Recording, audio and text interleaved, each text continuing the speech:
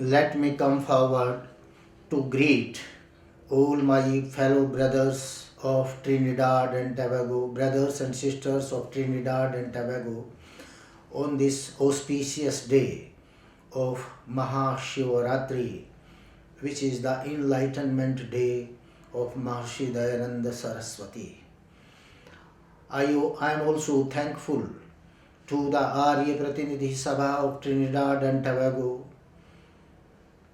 its dynamic president Roshan Parashram, the secretary Kumari Vidya Ramachala, and officiating Parist Pandita Jasroda Rajbir Singh for inviting me on this auspicious occasion to say a few words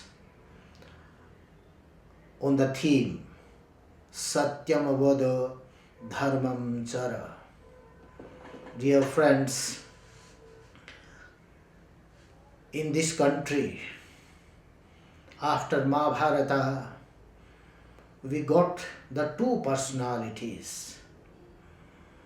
One was born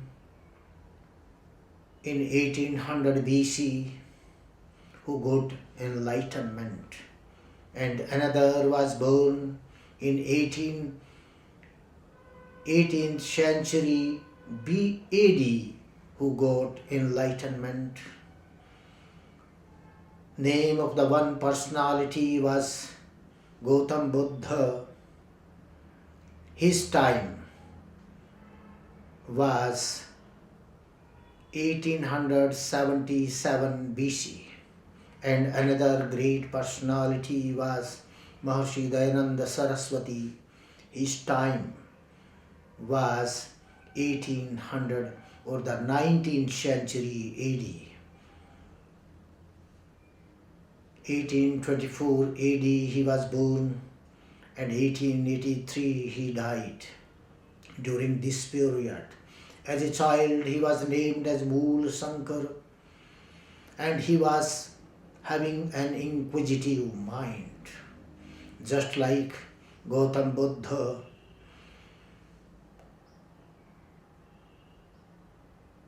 had a setback when he saw a dead body, a aged person, elderly person, and a sick person. All these three events, accidents, moved him, and he went out to the forests. He left his married life and he did penances over there. Within 3 weeks of suffering, he got enlightenment, and he wanted to get rid of the suffering that the human beings are going to face in their lifetime. Somewhat similar thing happened here in Tankara in Bharata, where in Moravi district, where a small child, when he got disturbed by the death of his dear sister, cousin sister, and his uncle. On one day, he was attending the ceremonies or the rituals of Mahashivaratri in a Shiva temple along with his father. Everybody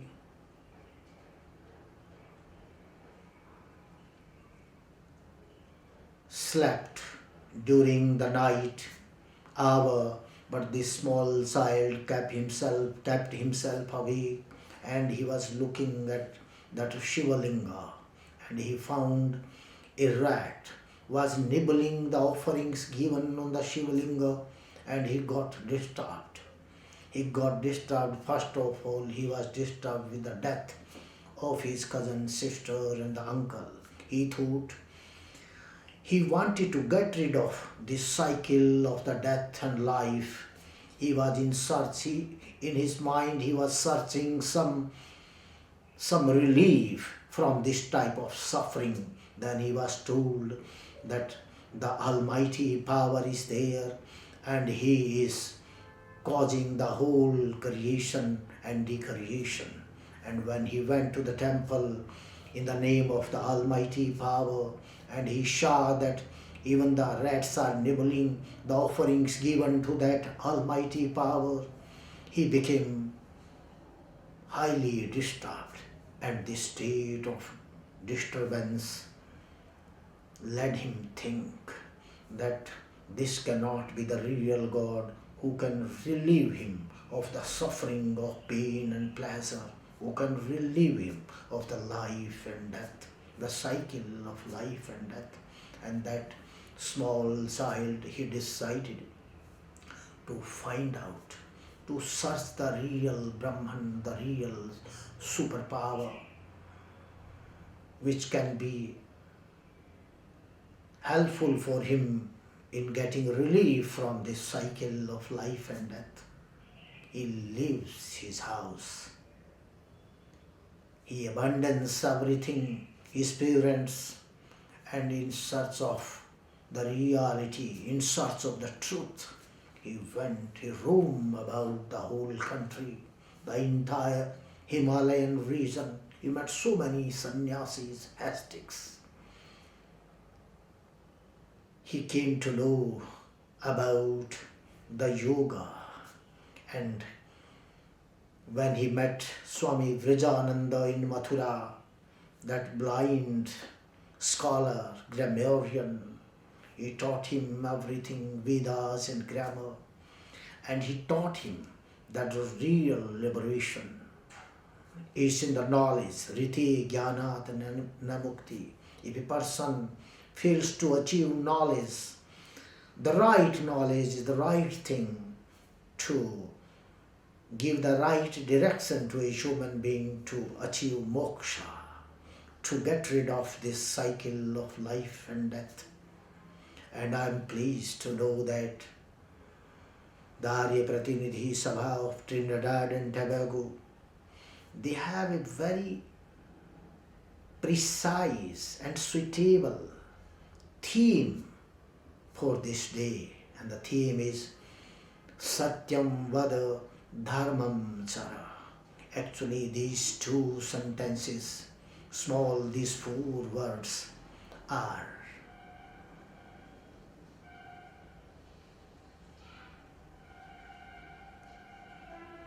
the bedrock of the Indian philosophy.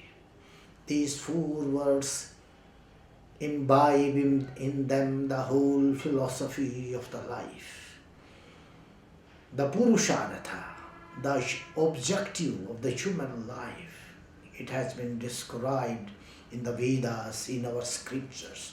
What is the Purushartha? Those objectives of human life. Those objectives are Dharma, Artha, Kam and Moksha. Moksha is the last one. So Dharma is the first one. Dharma is the preparatory one. It prepares the ground for you to get moksha and to pass through the age, different ashramas, Brahmacharya ashram, Grihastha ashram, Vanaprastha ashram and Sannyasa ashram. All these 4 ashramas, they are different stages, the helping stages for you to attain moksha. That is the final liberation of a human being when he merges, when this individual soul merges with the Almighty Universal Soul, Brahman. Here comes, then emancipation comes, or the moksha comes. This moksha has been described by various terms, by various scholars variously. Kaivalya, moksha, Ananda, so many terms have been used in the Vedas. So Dharmam Chara, Satyam Vada, this is the ladder. This is the ladder just to reach to that highest goal. What is Satya? Here the question arises, what is Satya? Why we say Satyam Vada? Satya, generally we think just to speak truth is a Satya. But Satya here is at a spiritual level. is a different thing, different from what we think and what we say, what we talk about. Satya means just to see, perceive the things in their actual forms. If you take something for another thing, that is not Satya. For example, you are passing through a street during night, some rope is lying over there in the street, and you think rope for the snake. So that's knowledge of snake into the rope, it is not a Satya. That is a mithya knowledge, that is a Satya knowledge. Similarly, the human soul, the individual soul, is a spiritual being, is a spiritual entity. But what happens? The human beings, they think that this body is soul, the mind is soul, and generally we say, I am doing it, I have got hurt. And when this body gets hurt, we generally say, I got hurt, because we associate ourselves with the body or with our mind. We forget that we are not this body or this mind, we are the spirit, the pure spirit. So, confusing the pure spirit with this body and mind is a mithya, is a Satya Gyan, that is known as Vidya. And considering the body in the soul in its real spirit, taking the soul in its real spirit or for its real spiritual form, that is Satya. So, the very meaning of these two words, Satyam Vada, means a human being must know that he is the spiritual being or the spiritual entity, is not the material entity. This body and mind are made up of a matter. So, the word when we apply I, we, I am that, I am this, it pertains to your soul, not to the body. And when you are a body, you will undergo the cycle of life and death, because the cycle of life and death is associated with this body and not the soul. Soul never dies, nor soul gets born, because soul is eternal. That is how this whole Indian thought is revolving round, and that great Dayananda, that Mool Shankar, he set out in search of that Satya. What Satya he found at the end? He found that he is the real spirit, he is the spirit and not the material being. So when you become body, or when you associate yourself with the mind or thought process, then the death is sure for you. But when you realize it, self-realization takes place, that you are not a body, you are a soul, then you get over the problems of life and death, and this pain and pleasure, feelings of the pain and pleasure, they are also associated with the body, because body feels pain, body feels pleasure through mind. So when a scholar realizes that he is not the body, he is the soul, he also gets rid of this pain and pleasure feelings. Now the next two words, Dharmam Chara. It's a great philosophy. Dharmam Chara. If you want to get moksha, if you want to achieve the objective of your life, then you will have to follow dharma. What is dharma? Dharma is not a religion in the modern sense of term. It's not a mazhab. It's not some sect. Dharma In Vedic words, dharma is those human values that uplift as human beings. If those values are there in a human being, he will be known as a human being. If those values are taken out from that human being, he becomes as better as an animal being. So dharma is the set of moral and ethical values. All moral, ethical values, the duties of a human being towards himself, towards his family, towards his society, towards his nation, and towards this whole globe. That is also known as dharma. So, in Vedas, the Vedic philosophy, it never talks about the rights. It talks about your duties. Do your duty. Whatever duty is assigned to you. As a human being, you are to perform that duty. So dharma is duty. Dharma is set of moral and ethical values. Dharma is the knowledge system. That is why while describing dharma, the Manu, the great lawmaker of the ancient world, in his book Manusmriti, he says, Dhriti Kshama Damo Asteyam Shaucham Indriya Nigraha Dhir Vidya Satyam Akrodho Dashkam Dharma Lakshanam. These 10 things are known as dharma. Dhriti, just to have patience. Kshama, just to forgive others for their committing wrong to you. Damaha, have control of your mind and your sense organs so that they may not attach themselves to this mundane world, objects of the mundane world, but they may be fixed towards the internal system, that soul itself.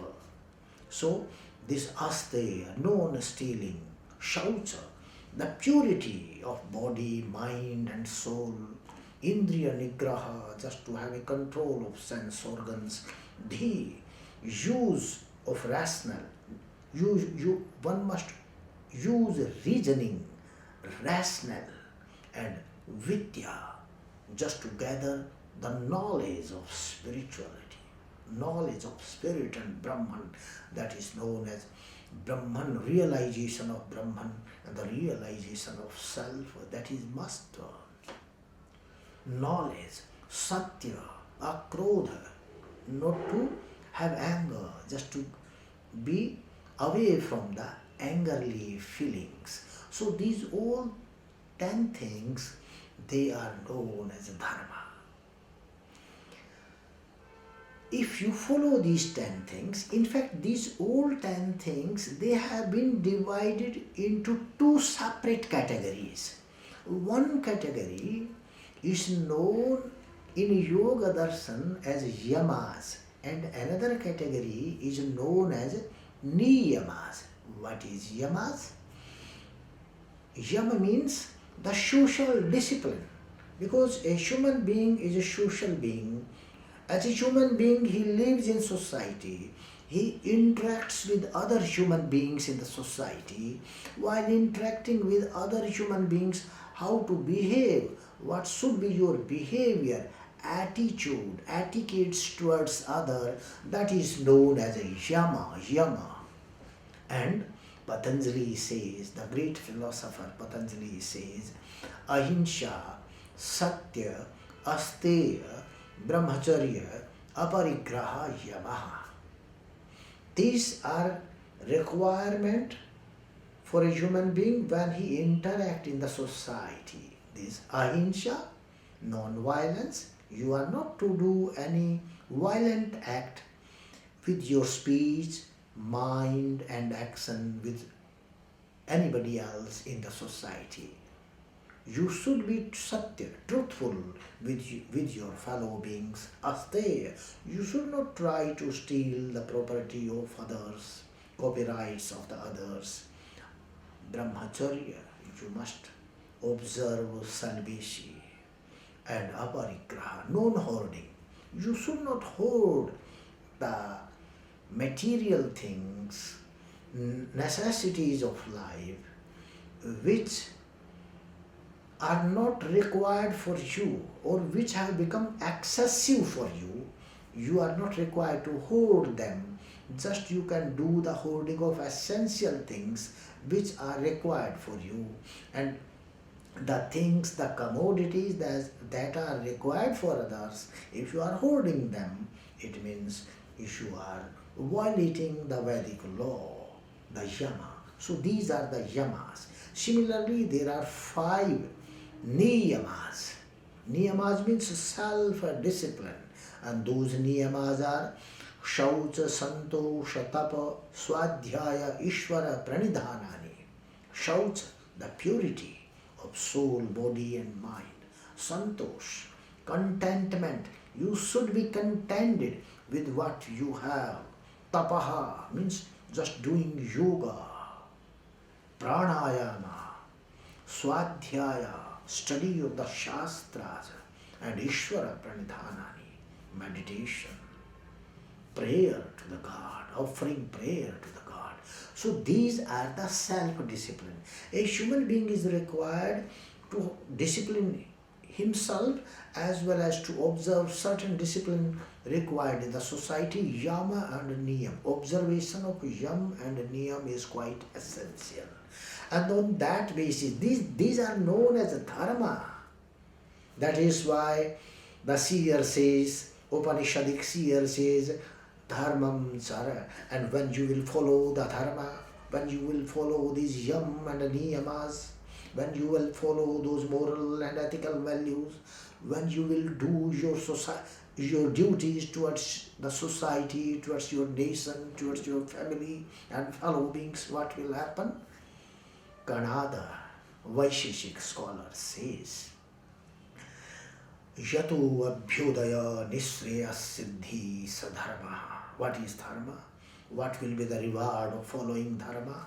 He says, Yataha abhyodaya.